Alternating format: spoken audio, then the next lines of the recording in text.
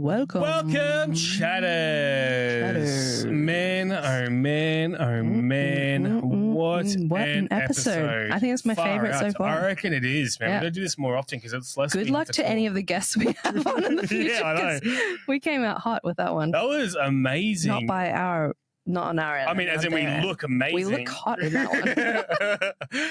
No, I absolutely love that episode. Just being able to chat and sit at the feet of people that are that step further than us. You know, their kids are older, they've been married longer, they've been doing media for much longer than us. Creation in lots of ways. Yeah, it's just so inspiring to hear them talk about their relationship and their lessons. It was just great. I'm just left buzzing. Yeah, same. It was so good. I almost don't have anything to say because it was just so good. What was the most impactful thing for you? A lot of actually the phrase he says at the very end where he said that the only need for, I can't remember how he worded it, sorry, but I'll listen back when I'm editing. But basically the only need we have for excuses is understanding. It's not an excuse as in because you say we're not excusing behavior. I think that's pretty much the same thing. It's like we're not excusing behavior. We're understanding what's happening. And I think that's where we get lost. We either get lost because we're over-excusing for ourselves and we're justifying why we did something or why we're doing something or why we are the way we are. Or we're stuck in they're just trying to excuse themselves. I'm not even going to listen. They're just trying to excuse it. I'm not even going to care about their reason. There's no reason for this. And we get blocked off to understanding why someone might be coming at something the way that they are. And I think that conversation, as we've talked about many times, is so important.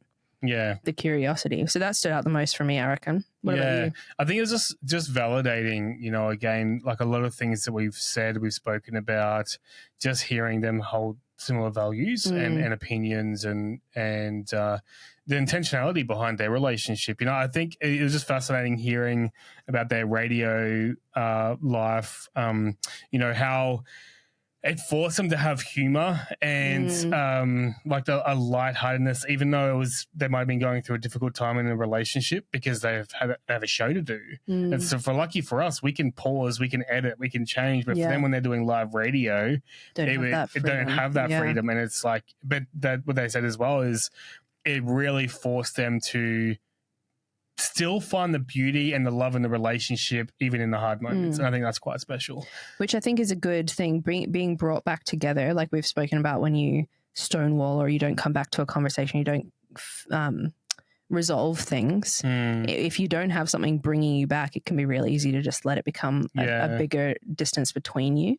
So the fact that they have that constant thing that's constantly literally within 3 minutes, bringing them back together to enjoy time together. Although I can also see if they're not dealing with it, it could just be a Band-Aid. But having that time would have been really beneficial to them. So cool. I think, again, the big thing that really got to me was about his video that he made. Yeah, that's huge. That for me, I remember I did the same with our kids. I would ask them, I went through this series of nights when they went to bed, and I'd ask them, how do you find me as a dad? What things do you like and what things, do you struggle with? And our second oldest boy, he says, the thing I like the most is when we wrestle. And I said, and I asked, and I dug into that more. I'm like, why is that? He's like, because wrestling is like cuddling, and I love cuddling. And he finds it very hard when we don't wrestle. So I don't wrestle all the time because I'm tired as well, but I definitely wrestled more because I know it's not even just a matter of wrestling, it's just fun and craziness. It's actually very significant to him. Yeah. So that's at a parent level. But again, it just comes back down to the importance of setting that relationship, setting the standards, setting the cultures in that relationship to create that safe space to have these conversations. So for you and I, having that culture where you came in today and you shared something with me. Yeah. And it was just first of all, I wanted to be very defensive. I'm like, excuse me, it's fine, whatever. But again, because this is something that we've really worked on, I had to sit through that and I had to go through my mind. I'm like, all right, lower the wall, lower the defensiveness and hear the words. Is this a big deal? No, it's not. It really wasn't a big deal. I'm like, cool. Yes, what you're saying, I get it. And look, I can do this about it. Yeah. And I was able to speak into that a lot clearer, and I appreciate that about our relationship, that you can actually just come and say something in a good way. Like you weren't accusing, you brought it up like, we've spoken about this before. This is where we ended in the conversation. I want to check in. I want to see how you're going with that, and blah blah. It was really good. It's funny with that too, because you navigated it really well. Like you said, you weren't defensive. You might have felt defensive initially, but you were really receptive to it. Beforehand, I was like, oh, I think I need to bring this up with him. And then I was like, well, as in Amy, you struggle with the same thing in a different way. So you could come back, as in Blair could come back to me and say, yeah, but you do this. And so I was like, well, if I bring it up, then there's no point in me bringing it up. But I thought, actually, there is a point in me bringing it up because it's flagged for me. I'm not just saying it because I'm noticing this myself. I'm noticing it from the kids' perspective. And we've talked about checking in about it. And so regardless of how the conversation goes, as in like regardless of if it also comes back to like, oh, you need to work on that too, Amy. I still need to, it's my role as your partner to be able to bring those things up. And not because I want to make you feel bad or make you control you or like stop you doing things you enjoy, but because we strengthen each other. And it's not always going to be easy because we've had these conversations, this one and like similar, where we are defensive and it isn't fun and whatever, but we do try to come back to it. And I think, having that insight of like we're both seeing each other. We're seeing each other from our perspective that's going to have a different lens to what we're having internally about ourselves. We're also seeing each other from our kids' perspectives. There's things you've brought up with me about how I sound to the kids or whatever, and same with like me to you. And those insights are so valuable because they inform how we navigate things. If we don't have that, like the fact that he did that video is so huge. It's so vulnerable. And he's not. So it'd be so easy to be like, but I'm the parent and I'm not responsible to my kids to do this necessarily. We might send out that video actually. I think that'd be a great idea. Our mail list. So make sure Patreoners that you sign up to our mail list. On the website. It's even if we can even put it on Patreon. Put it on Patreon too, We'll put it on there too, just to check it out so you know what we're talking about. For me, it was extremely inspiring just to have that insight from my kids and from you and everything else. It's very vulnerable. And I get quite emotional watching it or even hearing them talk about it. Yeah. And I think one thing I was thinking while he's talking was like, it'd be easy to be like, oh yeah, I've really not done well in this space. I've not done well.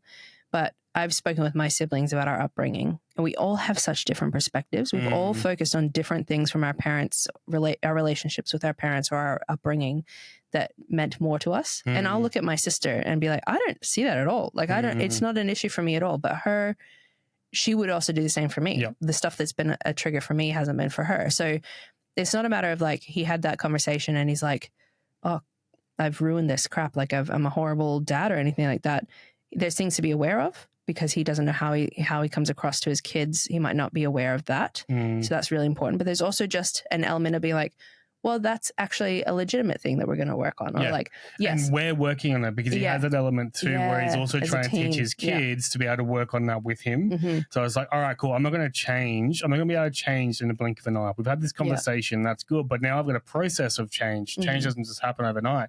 So how do I also like to go on the journey of change, but also help them like deal with and work with my change at the same time. And that was what is quite special about it too. And even seeing like what your kid might struggle with from there and be like, oh, they're reading this interestingly. It's not I'm not giving this to them. They're reading this situation this way. So how can I equip them as they grow to navigate that internal conversation that they're having as well?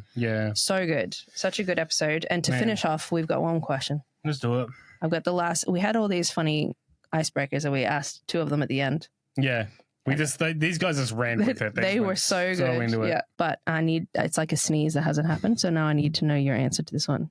Would you rather always have to talk in a pirate accent when discussing serious topics?